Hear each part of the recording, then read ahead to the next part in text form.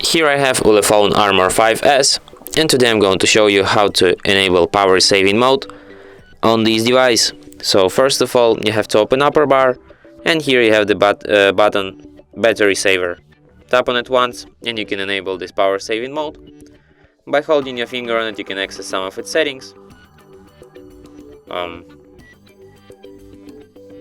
You can set it, for example, to turn on automatically, and you can select at which battery percentage it will turn on automatically. Let's set it on 23, I guess.